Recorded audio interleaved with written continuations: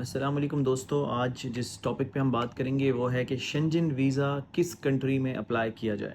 अब ये बड़ा इंपॉर्टेंट टॉपिक है, इसको गौर से सुन लीजिएगा क्योंकि बहुत से लोग कंफ्यूज होते हैं क्योंकि शेंजन में लगभग तकरीबन 30 के करीब कंट्रीज़ इंक्लूडेड हैं। तो अब लोगों को ये एक कन्फ्यूजन रहती है कि which country is most suitable for them. अच्छा, यहाँ पे मैं एक चीज़ बताता चलूँ कि तमाम शेंजन कंट्रीज़ की ऑलमोस्ट जो पॉलिसीज़ होती हैं वीज़ा ग्रांट करने की वो सेम ही होती हैं क्योंकि वो एक ट्रीटी में एक एग्रीमेंट के तहत ये सब काम कर रहे होते हैं। तो तकरीबन सब तमाम जितने भी शेंजन कंट्रीज़ हैं उनकी जो रिक्वायरमेंट्स होती हैं बेसिक वो तकरीबन सेम ही होती हैं। तो इसलिए कोई भी बहुत ज़्यादा डिफरेंस नहीं होता किसी एप्लीकेशन में कि अगर आप ऑस्ट्रिया का अप्लाई कर रहे हैं, नीदरलैंड का अप्लाई कर रहे हैं, जर्मनी का अप्लाई कर रहे हैं, स्वीडन का अप्लाई कर रहे हैं, बेल्जियम का अप्लाई कर रहे हैं तो जो एप्लीकेशंस हैं वो ऑलमोस्ट सेम होती हैं। अब आ जाते हैं कि which country is most suitable for you as an individual. आपके लिए कौन सी कंट्री सबसे ज़्यादा सूटेबल है उसको हम अब डिस्कस करेंगे कि आपको कौन सी कंट्री सेलेक्ट करनी चाहिए क्योंकि you have got almost 30 options. So इसमें भी डिसीजन मेकिंग में अगर आप एक बेहतर अंदाज में बेहतर कंट्री अपने लिए सेलेक्ट कर लेते हैं तो वीज़ा लगने के चांसेस थोड़े से बढ़ जाते हैं। फॉर एग्जाम्पल यहाँ पे मैं एक छोटी सी मिसाल आपको देता हूँ, बिल्कुल सिंपल सी मिसाल है।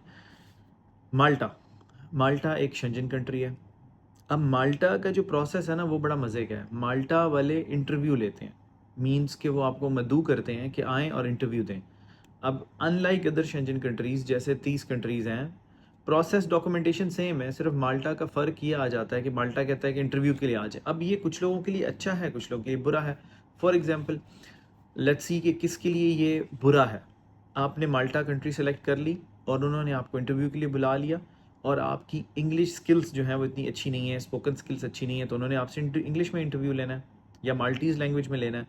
तो अब आप यहाँ पे प्रॉब्लम में फंस जाएंगे क्योंकि आपने गलत कंट्री सेलेक्ट कर ली, आप इंटरव्यू के लिए एलिजिबल नहीं थे, आप में इतनी लैंग्वेज की कैपेसिटी नहीं थी कि आप इंग्लिश को हैंडल कर सकें। तो अब आपकी हो सकता है फ़ाइल बहुत अच्छी हो और आपकी प्रोफाइल बहुत अच्छी हो, लेकिन क्योंकि आपने कंट्री गलत सेलेक्ट कर लिया तो इसकी वजह से आपका वीज़ा रिफ्यूज़ होने के ख़दशात बहुत बढ़ जाते हैं। तो इसीलिए मैं कहता हूँ कि जब आप कंट्री सेलेक्ट करें तो थोड़ा सा एहतियात बरतें। अब माल्टा किसके लिए अच्छा है हमने ये तो डिस्कस कर लिया कि माल्टा किसके लिए अच्छा नहीं है क्योंकि इंटरव्यू है, तो जो लोग इंटरव्यू हैंडल नहीं कर सकते उनके लिए माल्टा अच्छा नहीं है। अब let's talk about the people जो कि क्वालिफाइड हैं, प्रोफेशनल्स हैं, जिनके स्पोकन स्किल्स अच्छे हैं, पर्सनैलिटी अच्छी है, body language, they know how to handle the things, the situation, how to act और रिएक्ट इन अ सिचुएशन।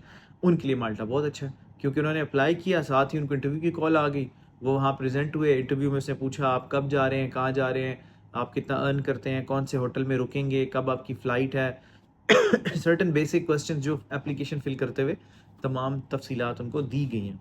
अब उनके लिए माल्टा बहुत अच्छा है क्योंकि वीज़ा ऑफिसर मुतमईन हो जाएगा कि जिस बंदे को मैं वीज़ा दे रहा हूँ इसको वाकई ये इसने ही अप्लाई किया है और ठीक अप्लाई किया है और ये वहाँ पे टूरिस्ट की नीयत से जा रहा है, सियाहत की नीयत से जा रहा है, तो उसको कोई पेचीदगी नहीं पेश आएगी, वीज़ा ऑफिसर को वो आपको वीज़ा दे देगा। तो ये मैंने एक छोटी सी मिसाल माल्टा की आपके सामने पेश की है कि अगर आप वीज़ा कंट्री सेलेक्ट करते हैं अप्लाई करते हुए तो एहतियात करें। अगर आपकी पर्सनैलिटी अच्छी है, आप इंटरव्यू हैंडल कर सकते हैं, माल्टा अप्लाई करें। अगर आपकी प्रोफाइल अच्छी है बट आप लैंग्वेज में थोड़ा सा लैक करते हैं, आपको मुश्किलात पेश आती हैं, तो फिर माल्टा सेलेक्ट ना करें इसी तरह से सेकंड जो चीज़ डिस्कस होती है बहुत ज़्यादा वो होती है सिंगल एंट्री या मल्टीपल एंट्री। अब देखिए नॉर्मली क्या होता है, अब कुछ कंट्रीज़ जेनरस होते हैं वीज़ा ग्रांट करने में और कुछ कंट्रीज़ थोड़ी सी कंजूसी करते हैं वीज़ा ग्रांट करने में। फॉर एग्जांपल हम बात करते हैं ऑस्ट्रिया की या बेल्जियम की या हंगरी की, ठीक है। ये 3 कंट्रीज़ हैं, ऑस्ट्रिया, बेल्जियम, हंगरी। वीज़ा तकरीबन मैंने आपको पहले भी बताया सबकी पॉलिसी सिमिलर है, उन्होंने यही देखना है कि क्या आप अपने अखराजात उठा सकते हैं, जब आप शेंजन ज़ोन में आते हैं आप अपने अखराजात उठा सकते हैं। सेकेंडली वो ये देख रहे होते हैं कि क्या आप वापस जाएंगे कि नहीं जाएंगे, क्योंकि उनका सबसे बड़ा कंसर्न ये होता है कि आप एक जेन्युइन टूरिस्ट हैं, आप आए, आपने अपना खर्चा किया, उनकी इकॉनमी में पैसे लगाए, स्पेंडिंग की और उसके बाद आप 10 दिन, 15 दिन, महीने बाद पैकअप करके वापस चले गए। मीन्स कि आप सियाहत की नीयत से आए थे, सैर व तफरीह की नीयत से आए थे और अब आप वापस जा रहे हैं। इससे उनकी इकॉनमी को फ़ायदा होता है और इस किस्म के लोगों को वो पसंद करते हैं। अब बात आ जाती है ऑस्ट्रिया, बेल्जियम, हंगरी की मैंने मिसाल दी अब आप अगर इन कंट्रीज़ का अप्लाई करेंगे तो थोड़ी सी इनकी जिसे कहते हैं कि एनालिसिस इनका क्रिटिकल होता है।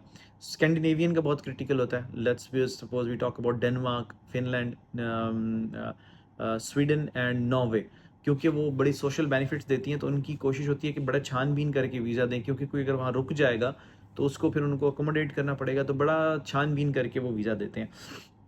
अब आपने जब पहली दफ़ा वीज़ा अप्लाई किया तो मोस्ट ऑफ द कंट्रीज़ आपको सिंगल एंट्री वीज़ा देते हैं। शेंजन की मैं बात कर रहा हूँ, जब आप Shenzhen visa first time apply करते हैं तो मोस्ट ऑफ द कंट्रीज़ आपको सिर्फ सिंगल एंट्री वीज़ा देते हैं, और बड़ा बांध के, मैं एक लफ्ज़ यूज़ करता हूँ, बड़ा टाइट करके वीज़ा देते हैं कि ठीक है तुम जाओ 1 अप्रैल से लेके 10 अप्रैल तक, मीन्स कि उन्होंने आपको बड़ा बांध के वीज़ा दिया है, और इसमें आप कोई नंबर ऑफ डेज़ भी देते हैं कि आप सिर्फ 10 दिन स्टे कर सकते हो या 8 दिन स्टे कर सकते हो। क्यों? कि वो आपकी क्रेडिबिलिटी बिल्डअप होती है। आप एक दफ़ा जाते हो, दूसरी दफ़ा वो आपको सिंगल एंट्री देते हैं नॉर्मली, लेकिन थोड़ा सा एक्सटेंड कर देते हैं, कि मतलब है कि आपको 2 महीने का दे देते हैं, 1 महीने का स्टे दे देते हैं, तो आहिस्ता आहिस्ता उनके साथ आपका एतमाद बनता है। नॉर्मली ये होता है कि दूसरी दफ़ा या तीसरी दफ़ा वो मल्टी एंट्री ग्रांट कर देते हैं। अब मल्टी एंट्री एक बड़ी सक्सेसफुल चीज़ होती है, क्योंकि फिर आपको दोबारा वीज़ा अप्लाई नहीं करना पड़ता 1 साल के मुद्दत में, या 2 साल की, या 6 महीने की। आपके पास मल्टी एंट्री है, आप जाएँ, वापस तशरीफ़ लाएँ, फिर चले जाएँ, फिर वापस तशरीफ़ ले आएँ, फिर चले जाएँ, फिर वापस तशरीफ़ ले आएँ। तो आपको बार-बार जो ये जो एक कॉम्प्लिकेशन होती है ना, वीज़ा की फ़ाइल तैयार करना, वीज़ा अप्लाई करना, फिर इंतज़ार करना, पासपोर्ट जमा कराना, ये सारी चीज़ों से नहीं गुज़रना पड़ता मल्टी एंट्री के केस में। अब मल्टी एंट्री के केस में भी कुछ कंट्रीज़ बड़े जनरस हैं। जर्मनी मल्टी एंट्री वीज़े देता है, स्पेन मल्टी एंट्री वीज़े देता है, फ्रांस मल्टी एंट्री वीज़े देता है। मैंने इसके ऊपर जो तहकीक की, मुझे इससे ये अंदाज़ा हुआ कि ये बड़ी कंट्रीज़ हैं, बड़ी टूरिस्ट डेस्टिनेशंस हैं। आप देखिए एफिल टावर, और फ्रांस की बड़ी रिच कल्चर है और तारीख़ है।